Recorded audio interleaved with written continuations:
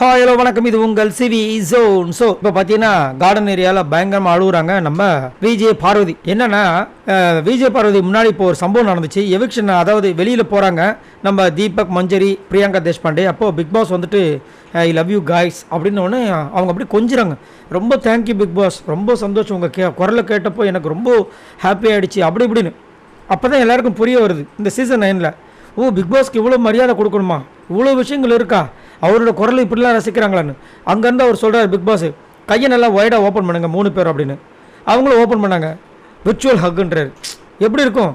அப்போது இந்த அளவுக்கு அவங்க பண்ணதுனால தான் அவர் அந்த மாதிரி பண்ணியிருக்காருன்றது எல்லாருக்குமே புரிஞ்சு தான் கேட்டிங்கன்னா தெரியல.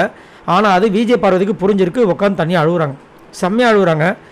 அது வந்து இதுக்கு முன்னாடி ஒரு அழுக பண்ணியிருப்பாங்க திவாகர் கூட, அதெல்லாம் வந்து மட்டமாக பொய்யாக தெரிஞ்சுது. ஆனால் இன்றைக்கி அவங்க அழுத விஷயங்கள் கொஞ்சம் உணர்ச்சி பூர்வமாக உணர்ந்து அழுத மாதிரி இருந்துச்சு. என்னென்னா அப்போ தான் வந்து நம்ம அமித்தும் வந்தார், அப்போ சொன்னாங்க புரிஞ்சு நான் நடந்துக்கணும். இப்போ தான் எனக்கு புரியுது இந்த பிக் பாஸ் வீட்டில் எவ்வளோ விஷயங்கள் இருக்குது, நான் நிறைய கற்றுக்க வேண்டியது இருக்குது. அதுவும் வந்துட்டு பிக் பாஸ் வந்து விர்ச்சுவலாக கொடுக்கும் போதெல்லாம் அப்போ அவங்க எந்த அளவுக்கு இந்த பிக் பாஸ் வீட்டில் நடந்திருந்தால் அவர் வந்து திரும்ப வந்து விர்ச்சுவலாக கொடுப்பாரு.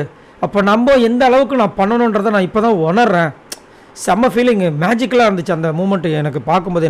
நம்மளுக்கே பார்க்கும்போது அப்படி தான் இருக்குது. ஏன்னா பிக் பாஸ் வந்து அவ்வளோ சீக்கிரத்தில் யாரும் அந்த மாதிரிலாம் புகழ மாட்டார். ஓகே தேங்க்யூன்றார். போகிறதுக்கு முன்னாடி ஹாய் சிறுசு யூ ஆர் ஆல்வேஸ் மைன்ன்றாரு. அதெல்லாம் வந்துட்டு வேறு மாதிரி. அதே மாதிரி வந்துட்டு பேசும்போது அவங்க எப்படி ரிப்ளை கொடுக்குறாங்க.